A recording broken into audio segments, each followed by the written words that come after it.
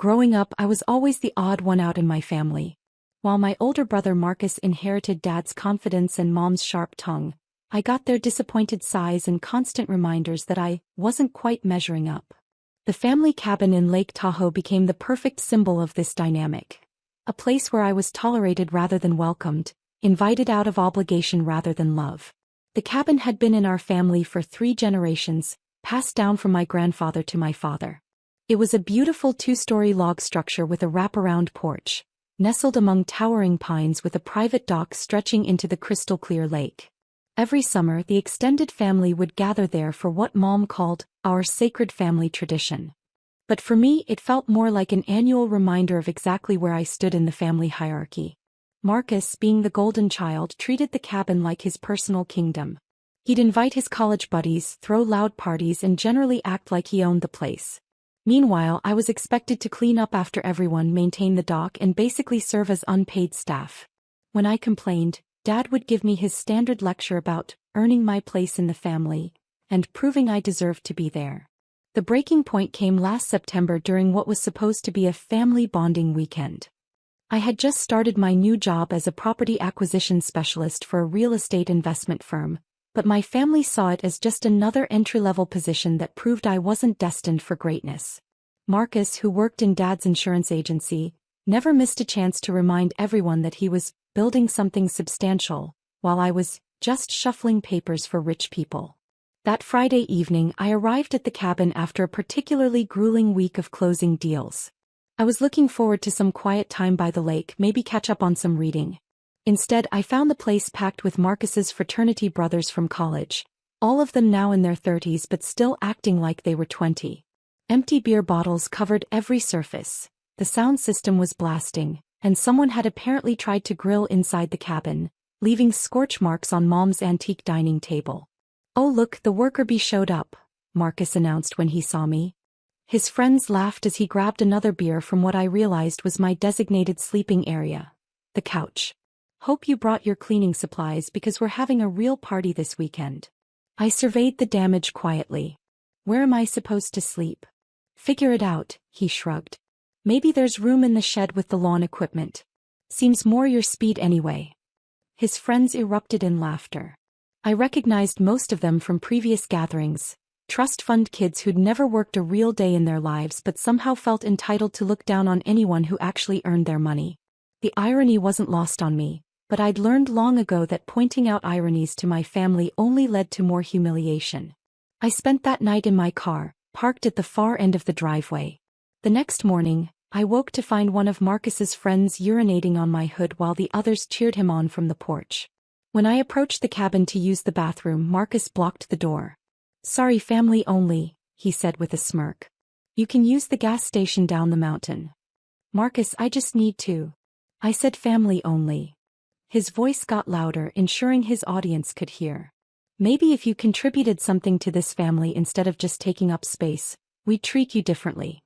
The humiliation burned, but I kept my expression neutral. "Understood." I drove down to the gas station, used their facilities, bought some coffee, and sat in my car for a while thinking. 3 years of working 60-hour weeks, building my expertise in property acquisition, learning the ins and outs of real estate law and investment strategies. Also, I could afford to buy my own place and never have to depend on family charity again. The irony was that I'd gotten so good at my job that I'd started making some investments of my own. When I returned to the cabin around noon, Marcus and his crew were setting up what looked like a full weekend party. They'd moved furniture around, set up beer pong tables, and someone was attempting to install speakers on the deck. The neighbors probably hated it, but the nearest house was a quarter-mile away, so they were getting away with it. "There she is," Marcus called out when he saw me. "Ready to help us set up? We need someone to run to town for more supplies." I looked around at the mess they'd already created. "Actually, I think I'm going to head home." "Probably for the best," Mom's voice came from behind me. I turned to see her emerging from the kitchen, carrying a platter of sandwiches. She must have arrived while I was gone. This is really more of a celebration for people who've accomplished something. The comment hit like a physical blow. Here I was, having just closed the biggest deal of my career, and she was treating me like a charity case. But I'd learned not to argue with Mom when she was in this mood. That I just nodded. "I'll grab my things." "What things?" Marcus laughed. You slept in your car. More laughter from his audience. I walked to where I'd left my overnight bag the day before and picked it up. As I headed toward my car, I could hear Marcus making some joke about family disappointments that earned another round of chuckles. I was almost to my car when I heard Mom call out, "Make sure you don't come back until you've got your life figured out. We're tired of carrying dead weight." I turned around to see her standing on the porch with Marcus, both of them looking at me with expressions of disgust and disappointment. Marcus had his phone out, clearly recording. The rest of his friends had gathered to watch the show. "I understand," I said simply, then got in my car and drove away. The 3-hour drive home gave me plenty of time to think. I wasn't angry. Anger was a luxury I'd given up years ago when it came to my family. Instead, I felt something closer to resignation mixed with a strange sense of clarity. They'd finally said out loud what I'd always known they felt. I wasn't really part of their family. When I got home to my small apartment in the city, I opened my laptop and did what I always did when I was stressed. I dove into work. I had several property deals in progress, including one that had been particularly challenging. It was a portfolio acquisition involving multiple properties around Lake Tahoe, including some that had been in families for generations. The sellers needed quick cash for various reasons, and they were willing to accept below-market prices for fast, no-contingency closings. One property in particular had caught my attention, a beautiful cabin that the sellers described as a classic family retreat with stunning lake views and private dock access. The photos looked familiar, but I'd seen hundreds of similar properties in the past few months. The price was surprisingly low for the location and amenities, which suggested the sellers were highly motivated. That Sunday evening, I was reviewing the final paperwork when my phone buzzed with a notification. Marcus had posted on social media. The post showed photos of me walking to my car with my overnight bag looking defeated. Caption read, "Finally kicked out the freeloader. Family cabin is for family only. Some people need to learn that respect is earned, not given. Maybe now she'll figure out how to support herself instead of expecting handouts. #family first, #no freeloaders, #earn your place." Within an hour, the post had 847 likes and dozens of comments from relatives and family friends, all expressing support for Marcus's tough love approach. Aunt Jennifer wrote, "About time." Uncle Rob added she needed to hear this. Even some of Mom's church friends chimed in with comments about enabling and teaching responsibility. I scrolled through the comments, reading each one with growing detachment. These people had watched me work multiple jobs through college, seen me graduate with honors, and knew I'd been supporting myself completely for years. But the narrative was more important than the facts. Marcus was the successful one who deserved the family's resources. I was the freeloader who needed to be taught a lesson. I commented simply, "Have fun." Then I went back to my property paperwork. Monday morning, I was in the office early, finalizing the Lake Tahoe portfolio acquisition. My boss, Jennifer Walsh, was impressed with how quickly I'd moved on the deal. 18 properties in one transaction? She said, reviewing the files. Including that beautiful cabin with the private dock? The sellers must have really trusted you to move this fast. I nodded. They needed certainty more than they needed maximum price.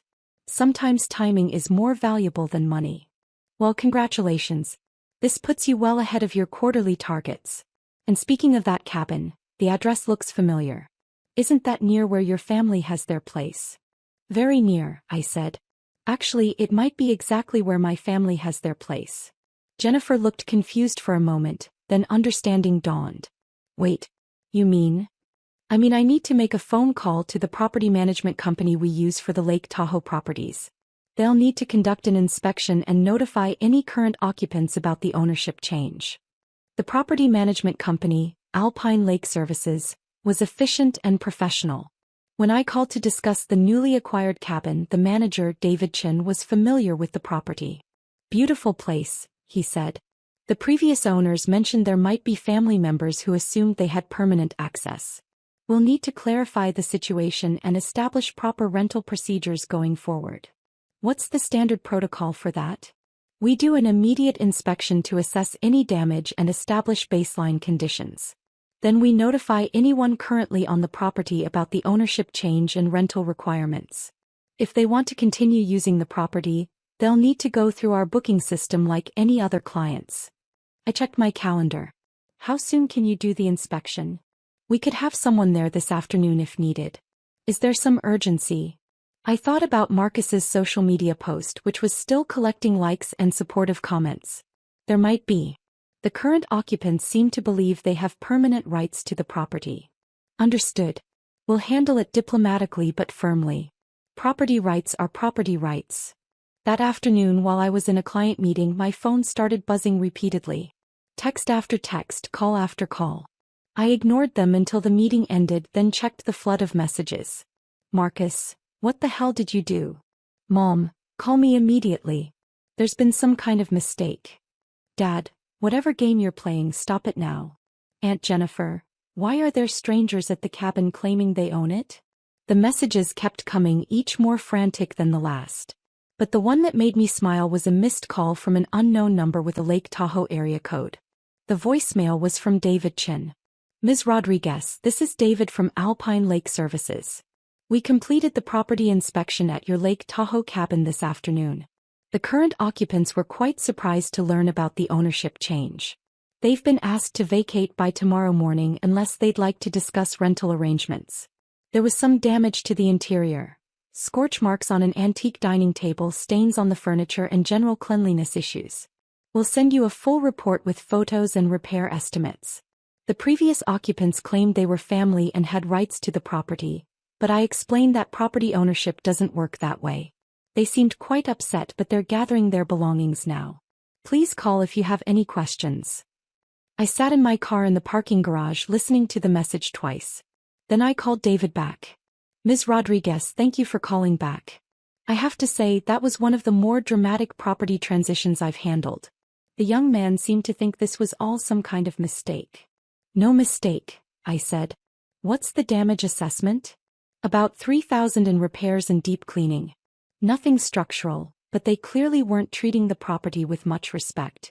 We've documented everything for insurance purposes. And they understood they need to vacate? Oh yes. Very clearly.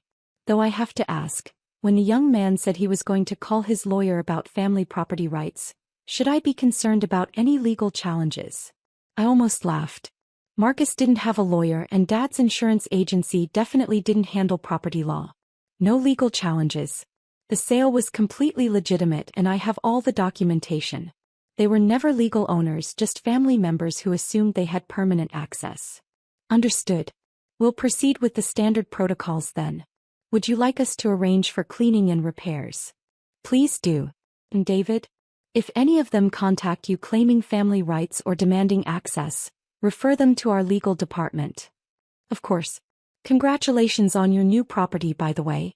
It's going to be beautiful once we get it properly maintained. After hanging up, I sat in my car for a few more minutes, processing what had just happened. 3 years of saving, investing, and building expertise in real estate had led to this moment.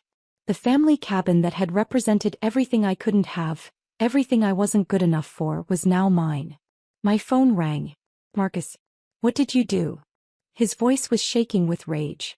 These people came to the cabin claiming they work for you. They said you bought it. That's impossible. Is it? Yes. It's been in our family for generations. Dad owns it. Dad sold it, along with 17 other properties. The previous owners needed quick cash for personal reasons. There was silence on the other end. Then, you're lying. The property management company should have given you their business card. You can call them if you have questions about the rental process. Rental process? What rental process? This is our family cabin. It was your family cabin. Now it's my cabin. If you'd like to use it, you'll need to book it through Alpine Lake Services like any other client. They offer competitive rates for the area. More silence. Then, in a voice I'd never heard from Marcus before, small and confused, How? How what? How do you own it? You're just you work for, you don't have that kind of money. I could have explained about property acquisition, about investment strategies, about how being underestimated in negotiations was actually an advantage. I could have told him about the portfolio deal, about leveraging market knowledge and relationships to create opportunities. Instead, I said simply, I earned it. The line went quiet for almost a minute. Then Marcus said, This isn't over. Actually, it is. David has photos of the damage to the property. The repair bill is about $3,000. Your security deposit if you choose to rent in the future will need to account for your track record. I hung up. Over the next few hours, the calls and texts continued. Mom demanded to know how I could do this to family. Dad threatened to get lawyers involved, until I reminded him that he'd signed all the paperwork himself.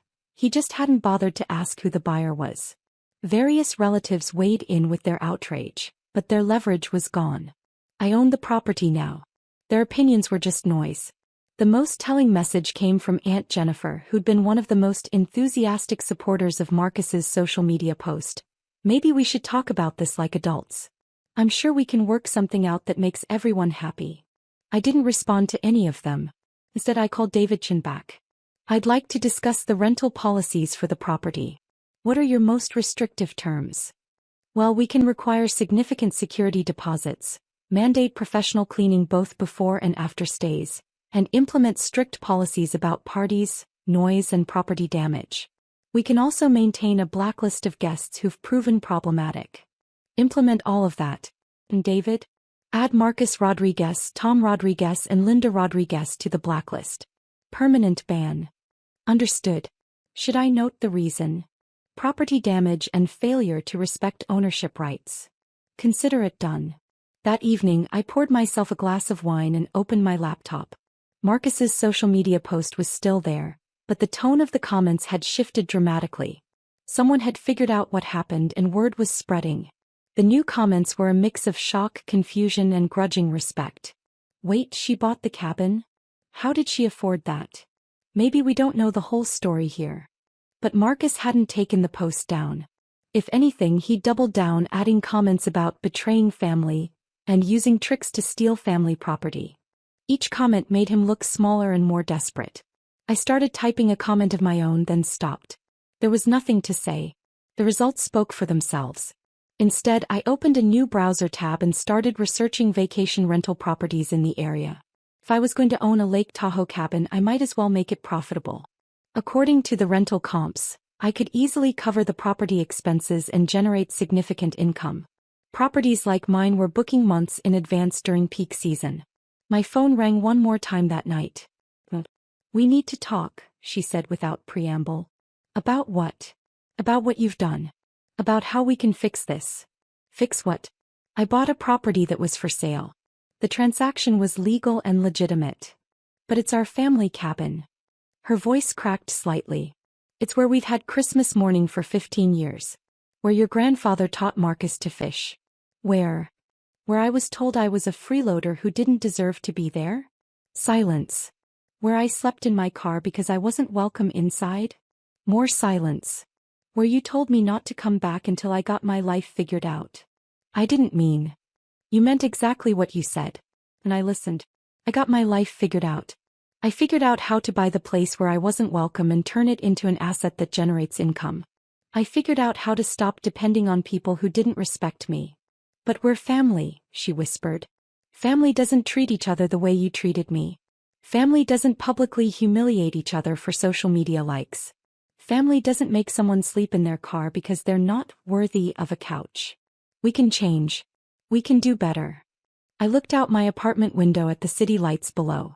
Somewhere out there were dozens of properties I'd helped clients acquire, investments I'd made, deals I'd structured. A whole career built on understanding value and knowing when to walk away from bad deals. Maybe you can, I said finally. But that's not my problem anymore. I hung up and turned off my phone. The next morning, I woke to an email from David Chin with photos of the cleaned and repaired cabin. It looked beautiful, better than I'd ever seen it during family gatherings. Professional photographers were coming that afternoon to take listing photos for the rental platform. I also had 17 missed calls and 43 text messages. I deleted them without reading them. At work, Jennifer Walsh stopped by my office. I heard about your Lake Tahoe property situation.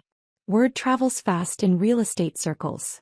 I hope there aren't any professional concerns. She smiled. Are you kidding? You identified an undervalued asset, moved quickly to acquire it, and managed the transition professionally. It's exactly the kind of strategic thinking we want from our senior associates. Senior Associates? We've been discussing your promotion. The Lake Tahoe portfolio acquisition put you over the top. Congratulations, Senior Property Acquisition Specialist Rodriguez. Your new salary starts Monday. As she walked away, I realized I was smiling for the first time in days.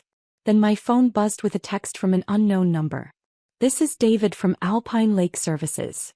Thought you should know. We've had several calls from people claiming to be your family, demanding access to the property.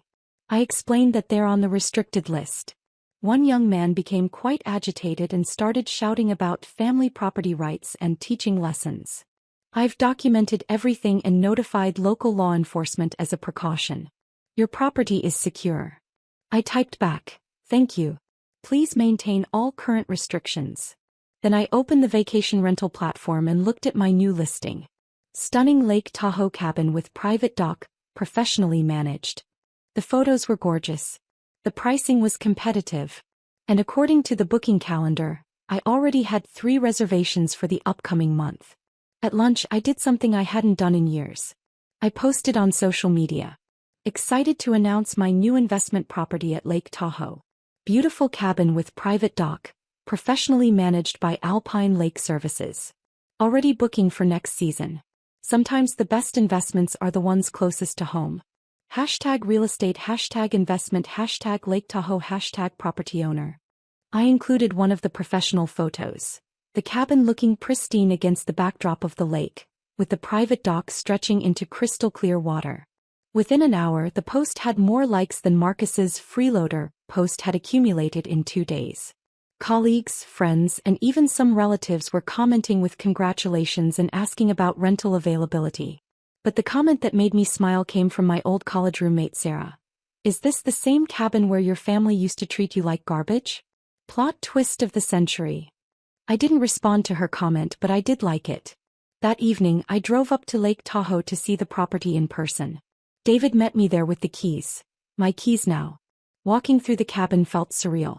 Every room held memories of feeling unwelcome, of being treated as less than. But now, standing in the living room where Marcus had blocked me from using the bathroom, I felt something different. I felt at home. The repairs turned out beautifully, David said, showing me the refinished dining table. You'd never know there had been damage. And we've installed a new security system. Cameras, smart locks, the whole package. You can monitor everything remotely. I walked out onto the deck and looked across the lake. The sun was setting, painting the water gold and pink. It was peaceful in a way I'd never experienced here before. No one was going to tell me I didn't belong. No one was going to make me feel small or unwelcome. This was mine. My phone buzzed. A text from Mom. Please call me. We need to find a way to work this out. I deleted it without responding. But as I stood there watching the sunset, I realized something surprising. I wasn't angry anymore. I wasn't hurt. I was just free. Free from needing their approval, free from accepting their treatment, free from the exhausting work of trying to earn love from people who were determined not to give it. David handed me the keys and the security codes. Congratulations again, Ms. Rodriguez. I think you're going to love owning this place. I already do, I said. And for the first time in my life, standing on that deck overlooking the lake, I really did.